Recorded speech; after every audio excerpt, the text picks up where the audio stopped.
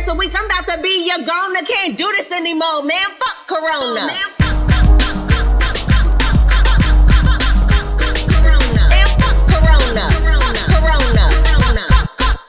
Corona.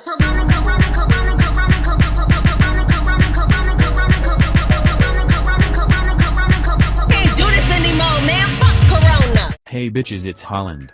What's good and welcome back to my channel. As you can see from the title, in today's video I'm going to be giving a review of April 2020 comebacks. Disclaimer, all of these reviews are based on my personal opinions and my musical and choreographical taste, so please don't come for me if I say something you didn't like from your faves.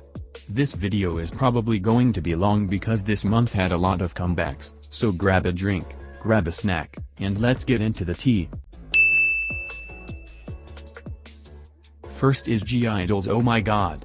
This comeback was decent to me. The song was really good, but after about a week and a half of listening it got old, so the longevity was a no for me. As for the visuals, they were really good. The photo shoots reminded me a lot of ones from Red Velvet's Psycho. I loved Soojin's goddess scene with the black dress and purple gloves, as well as the rotating clips of her with the rose petals spinning around her, and I liked the scene with Mian on that throne with the incredible lighting. But, that being said, I didn't like how the production team and directors chose to obviously steal that shot of Soyeon rolling around in that mud from FKA Twig's music video of her song Cellophane. Oh my God, she took me to the sky.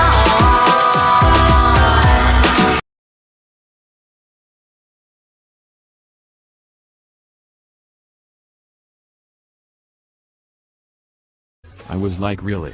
I was going to praise the girlies for finally not stealing from cultures that aren't their own, but then the director had to mess it up by stealing from a biracial woman. However, I don't blame the girlies for this themselves because, as far as I know, they don't have any creative control when it comes to the music video. Moving on, the B-sides are cute, but it was a bit underwhelming because of the EDM drop choruses.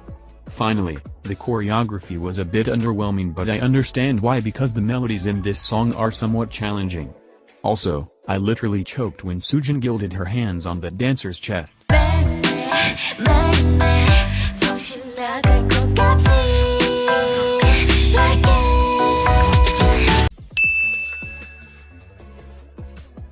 Next is MCND Spring. The song and the melodies enticed me on first listen, and the rapping was really good.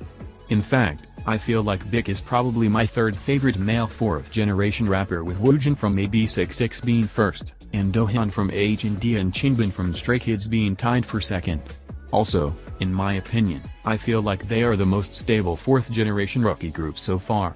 They hardly lip-sync and also sing and rap over the playback. For styling, I liked Castle J's purple hair and Minji's subtle reddish-pink eyeshadow in the outer corners. The choreography was very fun and cute, and I was surprised how they sounded so stable while doing such an intense choreo. Next is APINK's Durham. I absolutely love this comeback, and I honestly think that this is their best out of this, and I'm so sick. I loved the retro 1950s vibe that the music video gave me, and the electronic disco instrumental in the chorus. For styling, the girlies were out here serving look after look. I really liked Eunji's warm yellow-orange eyeshadow, Nun's dress in this shot, Namjoon's blonde ponytail with this black outfit, and Ka Eun's yellow blush below the outer corners of her eyes. The choreo, on the other hand, was a bit basic for them. Sure, they did snap at that final chorus, but the rest of it was somewhat underwhelming. The choreography itself wasn't that much more difficult than their previous releases, but the formations weren't as impressive like how the opening to was. As for the B-sides, I only liked about half of them, and even the half I did like didn't impress or appeal to me enough to make me playlist them, so I guess I was disappointed in that aspect, but it honestly didn't even matter that much to me because of how much the title track slapped. Next is CRAVITY's Break All the Rules. I was expecting a lot from this comeback, especially with it being from Starship Entertainment, them being the successors to Monsta X, and with two of their members, Hyunjun and Minhee, being former members of X1. However, the song didn't really meet my expectations, and it sort of sounded like a song that NCT 127 would sing. I also didn't like the part in the chorus. And I felt like it made the chorus sound even more repetitive than it already was. I was also expecting the music video to have a way higher budget considering it was a debut and with Starship being an insanely rich company. Side note, but I low-key felt that Hyeongjun didn't really fit this concept as much as he did in X1, and his persona came off really forced to me. I was also expecting a lot from their rap line because Starship is known for their rappers like Juwon, but I still think Cerium has a lot of potential. I was hoping that B-sides would make up for the fact that I was let down by the title track, but I was once again disappointed with none of songs appealing to my personal taste. Next is Woods' Chak Chak. As per usual, Sunjin served me a bop that I could add to my playlist. I loved its sort of techno-funk vibe that it gave off, which is honestly most comebacks this month, and I liked his breathy tone during the chorus. Next is H&D's Soul. Like CRAVITY, I was expecting a lot from this comeback because of them being former X1 members, except this song actually gave me what I needed and then some. I loved Haniel's voice and I think his deep belty sounding vocal color really suited this song. Dohyun's rapping was also top-notch as well. This verse always sends me every single time I stream this song with his incredible flow. I come to my soul when I give it a love. We could be ballin' for the night. 절대로 느낀 적 없어 다른 여자 보고 my feeling it never gon' change. 우리 not 한 번도 본 적 없잖아. 우리 같은 combination. My love be patient. 눈에 보이지 않아도 알 수 있어 we could gon' rock the nation.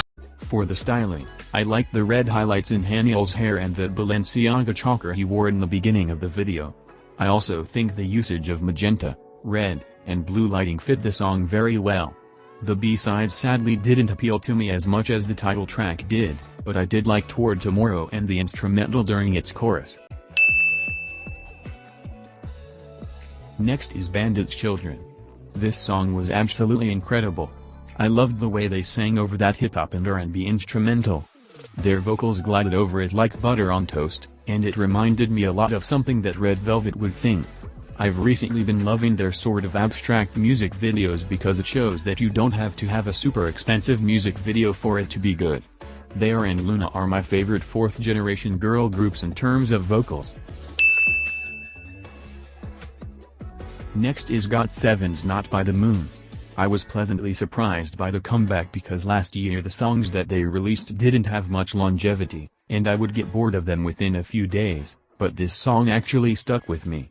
I loved how they incorporated Jackson's singing in it, and the use of English didn't feel overly forced.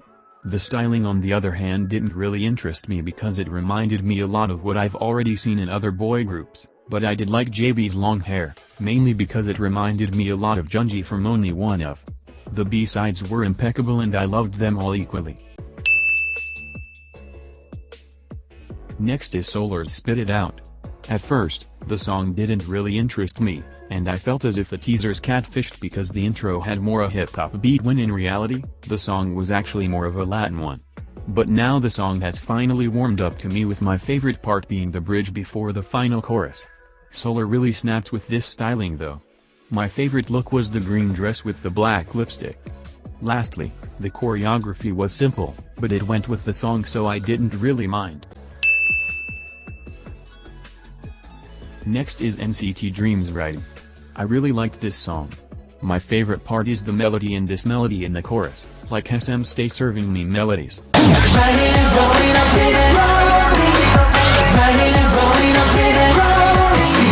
As for styling and the overall concept of the music video, I liked the contrast between Jimin's blue hair and red eye makeup, and the throwback to this kind of music video set. Speaking of melodies, as per usual NCT never fails when it comes to their B-sides. My favorites are Quiet Down, 7 Days, and Love Again. Last but certainly not least is Chunga's Stay Tonight. I don't even know where to begin. This comeback was such a serve it's not even funny. First off, I want to say that as someone who is a part of the LGBT community, I was pleasantly surprised that she incorporated Vogue, which was invented by drag queens, into her choreography as well as giving people from that community a platform by adding male dancers with heels, crop tops, and makeup. The song captivated me on first listen, as do all of her title tracks. At first, the deep house drop took me off guard, but as the chorus progressed, it sounded better and better. For the looks, I loved the white outfit with the corset and the pink eye makeup, the gold glitter look at the end, and the supervillain vibes she was giving off with the bangs and black outfit. For the music video, I liked how they made it look so expensive and so elegant, even though if you take a closer look, you'll realize that it isn't as high budget as it seems. They often reused certain lighting and sets throughout the music video but just changed some aspects like color to make it appear differently. If this is just a pre-release, I'm excited to see what she has in store for the actual title track. The only negative thing I have to say about this comeback was that she did appropriate on Indian culture by wearing a tikka, a piece of Indian head jewelry that has a lot of religious and cultural meaning.